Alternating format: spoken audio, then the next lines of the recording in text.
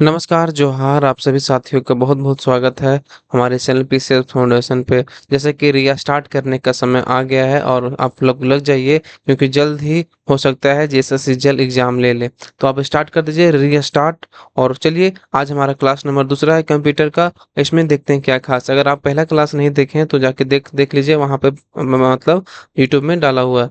और किन्हीं को ये पीडीएफ चाहिए तो पीडीएफ प्राप्त करने के लिए हमारा पीसीएस फाउंडेशन के टेलीग्राम चैनल को आप ज्वाइन कर सकते हैं। वहाँ से आप या पा सकते हैं क्या पीडीएफ। चलिए और किन्हीं को आप नए होंगे चैनल पे तो सब्सक्राइब कर लीजिएगा और बेल आइकन भी दबा लीजिएगा। निम्नलिखित में से कौन-सी एक ई-कॉमर्स वेबसाइट नहीं है? पहला सवाल है कि निम्नलिखित में से कौन-सा है जो ई-कॉमर्स वेबसाइट नहीं है? तो आपको 4 ऑप्शन दिख रहा है, तो फ्लिपकार्ट जो है ई-कॉमर्स है, बिल्कुल सही है। स्विगी जिससे खाना मँगाते वगैरह, ये भी मतलब ई-कॉमर्स है।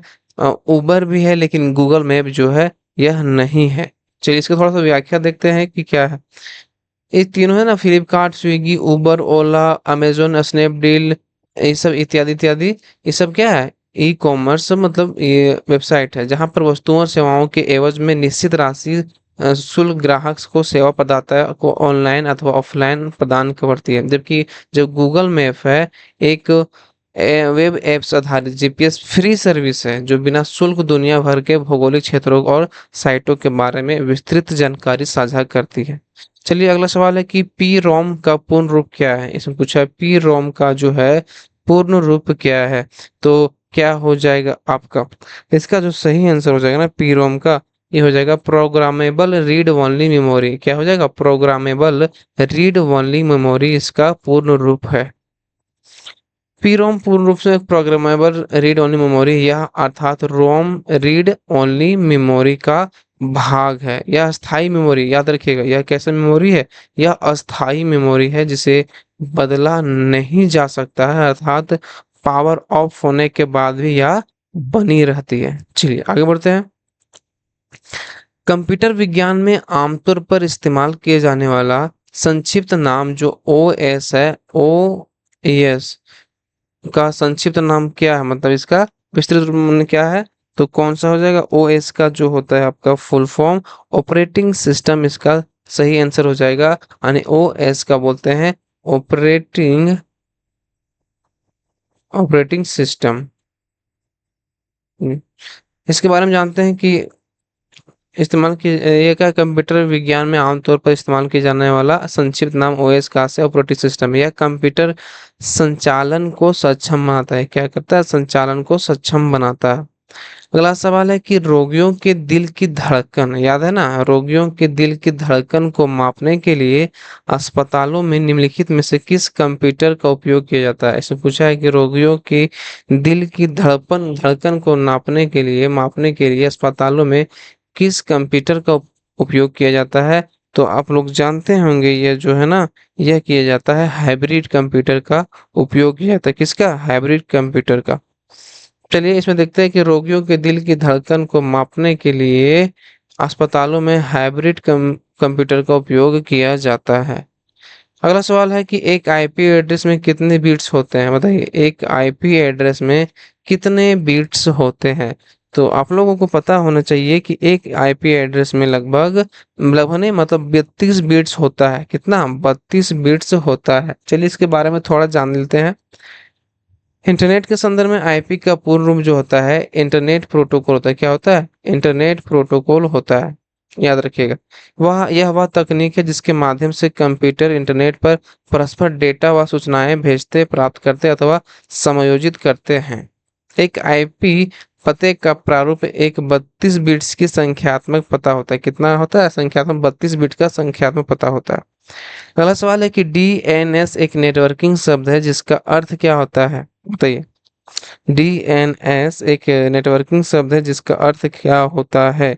इसका अर्थ होता है डोमेन नेम सिस्टम। इसका अर्थ क्या होता है? डोमेन नेम सिस्टम होता है। इसके बारे में जानते थोड़ा। डीएनएस का अर्थ डोमेन नेम सिस्टम है। यह इंटरनेट का एक हिस्सा है या एक इंटरनेट का एक हिस्सा है जो संख्याओं को नामों से मैच करने का तरीका प्रदान करता है। जो संख्याओं से नामों का मैच करने का तरीका प्रदान करता है। इंटरनेट से जुड़ा कोई भी एड्रेस संख्याओं से बना इंटरनेट प्रोटोकॉल आईपी एड्रेस है। अगला सवाल है कि जेपीईजी का असंक्षिप्त रूप क्या है? इसने पूछा है जेपीईजी का असंक्षिप्त रूप क्या है? ये जो हो जाएगा इसका सही आंसर हो जाएगा ज्वाइंट फोटोग्राफिक एक्सपर्ट्स ग्रुप। कौन सा? ज्वाइंट फोटोग्राफिक एक्सपर्ट्स ग्रुप इसका असंक्षिप्त रूप है। चलिए, ये जो है ना जेपीजी का पूर्ण रूप क्या जान गए आप? या एक कंप्रेस्ड इमेज फाइल का प्रारूप है, या कंप्रेस्ड इमेज यानी फोटो का प्रारूप है।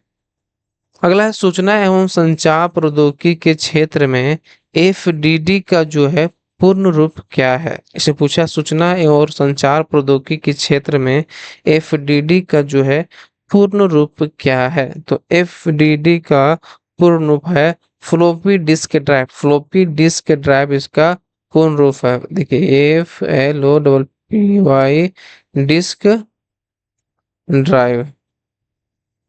चलिए अगला बात किसके बारे में जानते हैं कि एफडीडी एक ट्रांसमीटर विधि है जो अपलिंक और डाउनलिंक के लिए अलग अलग चैनलों का उपयोग करते हैं। इस एफडीडी क्या है? ट्रांसमीटर विधि है। क्या है? ट्रांसमीटर विधि है जो डाउनलिंक के लिए अलग अलग चैनलों का उपयोग करती है। चलिए अगला सवाल को देखते हैं। निम्नलिखित में से कौन सी कंप्यूटर लाइन का उपयोग डेटा ट्रांसफर के लिए किया जा सकता है? इसमें पूछा है कि निम्नलिखित में से कौन सी कंप्यूटर लाइन का उपयोग डाटा ट्रांसफर के लिए किया जा सकता है? तो आप लोग जानते होंगे कीबोर्ड सीपीयू प्रिंटर तो होगा नहीं, इसमें जो मॉडेम है ना, मॉडेम का जो उपयोग है डेटा ट्रांसफर के लिए किया जाता है। मॉडेम मॉड्यूलेटर डिमोडुलेटर का संक्षिप्त रूप है। यह एक ऐसी युक्ति है जो किसी आंकिक सूचना को मॉड्यूलेट कर एक एनालॉग रूप प्रारूप भेजती है। तो एनालॉग सूचना को डिमोलेट करके डिजिटल रूप में करना, इसका क्या है? इसका काम ही है मतलब एक दूसरे से एक्सचेंज करना। अगर आंकिक सूचना हो मॉड्यूल करके क्या बोलेगा? एनालॉग में बदलेगा। अगर एनालॉग सूचना हो तो डिमोलेट करके डिजिटल रूप में ग्रहण करता है, या किसी संचरण के माध्यम और आंकिक मशीनों के बीच का संचार संबंध स्थापित करती है। चलिए आगे बढ़ते हैं।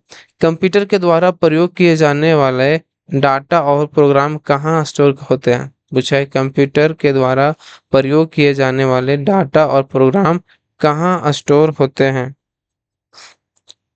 बताइए। ये जो होते हैं ना, ये स्टोरेज में जाके स्टोर होते हैं। चलिए अगला इसके बारे में जानते हैं थोड़ा।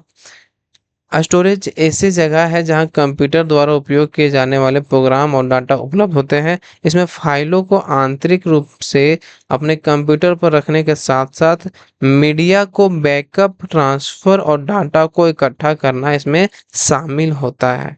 चलिए आगे बढ़ते हैं। निम्नलिखित में से कौन कंप्यूटर नेटवर्क नहीं है? इसमें पूछा है कि ये जो चार ऑप्शन दिया है ना, इसमें कौन है जो कंप्यूटर नेटवर्क नहीं है? तो वाइड एरिया नेटवर्क तो है, लोकल है, मेट्रोपॉलिटन एरिया, लेकिन पर्सनल नेटवर्क जो है ना, यह कंप्यूटर नेटवर्क नहीं है। अगला माइक्रोसॉफ्ट वर्ड में फॉन्ट शैली, आकार, फॉन्ट का रंग आदि का विकल्प होते हैं। कहाँ पे विकल्प होते हैं? ये किस विकल्प होते हैं? ये होते हैं कैरेक्टर फॉर्मेटिंग के जो है विकल्प होते हैं। कैरेक्टर फॉर्मेटिंग, जैसे कि यहाँ पर ऊपर देखिएगा ना, यहाँ पर सब कॉलम कॉलम बाय बना रहता है। इसमें है माइक्रोसॉफ्ट पावर पॉइंट एक सॉफ्टवेयर है जिसका प्रयोग किसको बनाने में किया जाता है? बताइए। माइक्रोसॉफ्ट पावर पॉइंट जो है ना, MS पावर पॉइंट, इसका प्रयोग बनाने में किया जाता है। किसका बनाने में किया जाता है? यह बनाने में किया जाता है मल्टीमीडिया प्रेजेंटेशन को बनाने में यह प्रयोग किया जाता है। इसके बारे में थोड़ा जान लेते हैं कि MS पावर पॉइंट का इस्तेमाल डिजाइन, एडिट, मल्टीमीडिया प्रेजेंटेशन को बनाने में किया जाता है। जो स्लाइड्स में आता है और प्रेजेंटेशन को क्वालिटी और प्रभावशीलता बढ़ाने के लिए ग्राफिक्स, एनिमेशन, ध्वनि इत्यादि जैसे सुविधाओं का संयोजन करता है। क्या करता है? यह सुविधाओं का संयोजन करता है। अगला सवाल है कि अल्टा विस्टा क्या है? तो अल्टा विस्टा जो है एक प्रकार का सर्च इंजन है। क्या है? अल्टा विस्टा एक प्रकार का क्या है? सर्च इंजन है। अल्टा विस्टा सर्च इंजन था। यह क्या? अल्टा विस्टा एक सर्च इंजन था। यह 2003 में यह याहू द्वारा खरीदा गया था। अब बाद में 2013 में यह याहू ने इस सेवा को बंद कर दिया। याहू के द्वारा 2003 में खरीदा गया था और 2013 में इसको बंद कर दिया गया। अगला सवाल है कि कंप्यूटर मेमोरी के उस क्षेत्र को क्या कहा जाता है जहां बार बार एक्सेस किए गए डेटा को तेजी से एक्सेस करने के लिए स्टोर किया जा सकता है। इसमें पूछा है कि कंप्यूटर के उस क्षेत्र को क्या कहा जाता है जहां बार बार एक्सेस किए गए डेटा को तेजी से एक्सेस करने के लिए स्टोर किया जा सकता है। तो बताइए इसका सही आंसर जो हो जाएगा कि कैश मेमोरी जो होता है ना, यहाँ पर स्टोरेज CACH, इसको क्या बोलते हैं, कैश मेमोरी बोलते हैं। कैश स्टोर किया जा सकता है। कैश मेमोरी कंप्यूटर का वह क्षेत्र होता है जहां बार बार एक्सेस किए गए डेटा को तेजी से एक्सेस करने के लिए स्टोर किया जाता है। यह आकार में बहुत छोटी होती है किंतु यह कंप्यूटर के प्रोसेसिंग गति को बढ़ा देती है। क्या करती है, प्रोसेसिंग गति को यह बढ़ा देती है। अगला सवाल है कि कैश मेमोरी किस सिद्धांत पर कार्य करती है। कैश मेमोरी, कैच बोलते हैं उसको, CACHE। कैश मेमोरी जो है किस सिद्धांत पर कार्य करती है। इसमें पूछा है किस सिद्धांत पर कार्य करती है। यह रेफरेंस की स्थिति में यह कार्य करती है। क्या करती है, रेफरेंस के सिद्धांत पर यह कार्य करती है। लोकेलिटी ऑफ रेफरेंस को लोकेलिटी के सिद्धांत के रूप में जाना जाता है। यह कैश मेमोरी इसी सिद्धांत पर कार्य करते हैं। कैश मेमोरी अभिगम पैटर्न के आधार पर समान मूल्यों या संबंधित संग्रहण स्थानों को यह एक्सेस करती है। अगला सवाल है कि प्रोग्रामिंग में स्टेटमेंट का दोहराव क्या कहलाता है। अगर आप प्रोग्रामिंग कर रहे हैं तो उसमें आप दोहराव करेंगे तो क्या कहलाएगा। प्रोग्रामिंग में स्टेटमेंट का दोहराव क्या कहलाता है। यह जो कहलाता है आपका लूपिंग कहलाता है। क्या कहलाता है, लूपिंग, LOOPING, लूपिंग कहलाता है।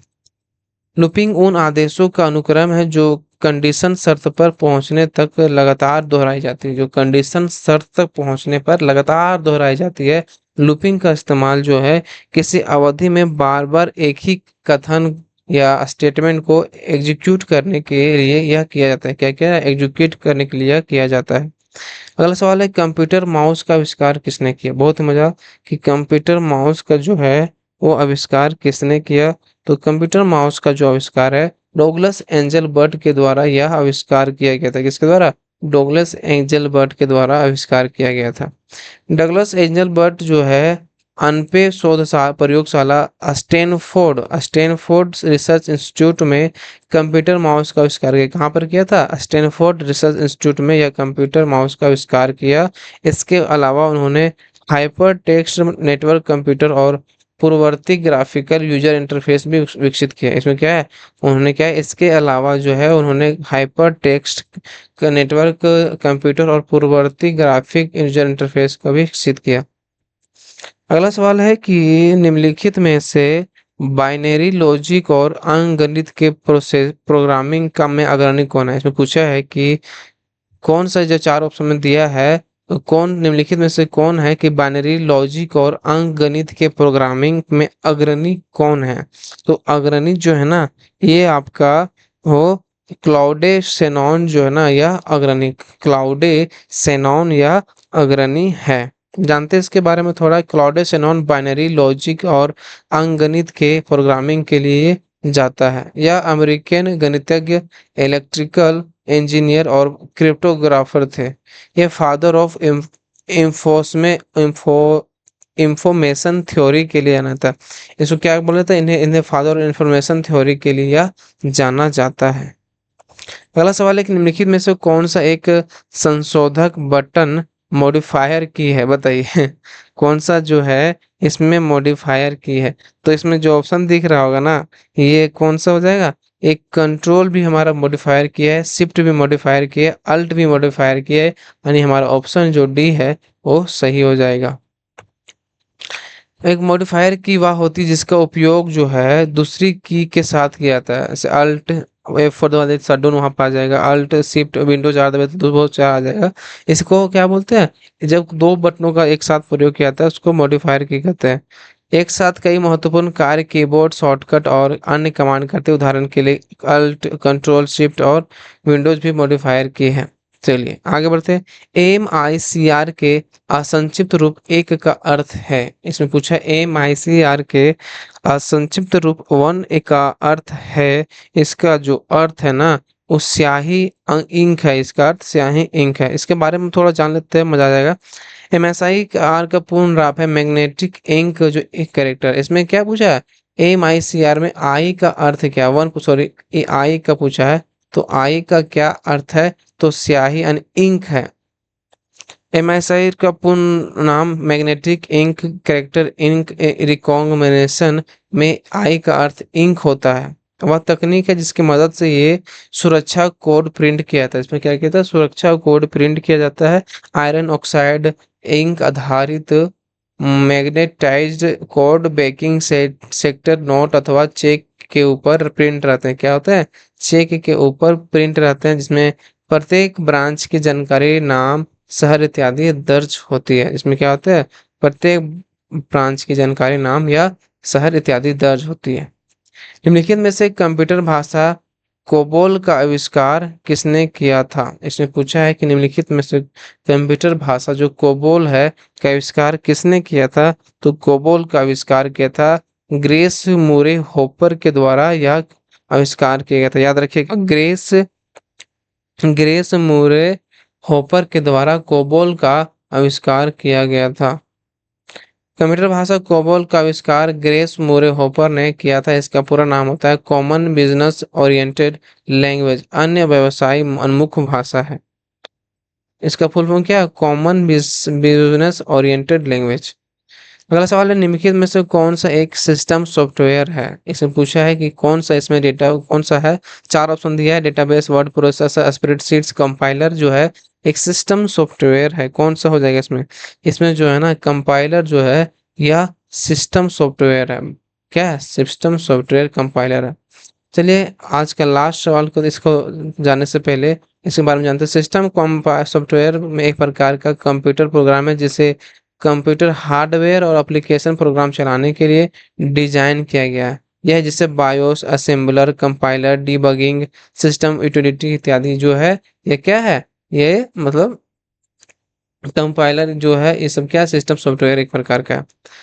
अगला है 25, अगला लास्ट सवाल है कि निम्न निम्न में से कौन सी अति उच्च गति वाली सेमीकंडक्टर मेमोरी है। निम्न में से कौन सी अति उच्च गति वाली सेमीकंडक्टर मेमोरी है जो सीपीयू को गति दे सकती है। निम्न से पूछा है कि कौन सी अति उच्च गति वाली सेमीकंडक्टर मेमोरी है जो सीपीयू को गति दे सकता है, तो कौन सा हो जाएगा, ये जो है ना, ये मुख्य स्मृति जो होता है, मुख्य स्मृति क्या होता है, ये होता है कैच मेमोरी, सॉरी ये मुख्य स्मृति इसका सही आंसर हो जाएगा। पूछा है कि उच्च गति वाली सेमीकंडक्टर मेमोरी है जो सीपीयू को गति दे सकता है, तो कौन हो जाएगा, मुख्य स्मृति। इसके बारे में थोड़ा जानते हैं कि कैश मेमोरी एक विशेष प्रकार की तीव्र गति की मेमोरी होती है जो कंप्यूटर प्रोसेसिंग को गति बढ़ा देती है। कैश मेमोरी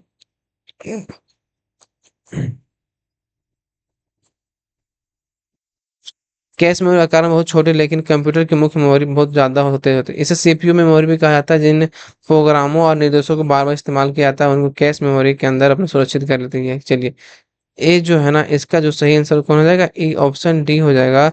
ना कि तो पूछा है कि उच्च गति वाली सेमीकंडक्टर मेमोरी सीपीयू में गति दे सकता है, तो कैश मेमोरी ये है इसका आंसर हो जाएगा इसके व्याख्या के अनुसार। चलिए, आज का यहीं पे खत्म होता है क्लास। कैसा लगा आप जरूर कमेंट कीजिएगा, और क्या सुधार करना है, क्या क्या क्लास आपको चाहिए वो भी बता दीजिएगा। चलिए मिलते हैं अगले वीडियो में, तब तक के लिए बहुत बहुत धन्यवाद।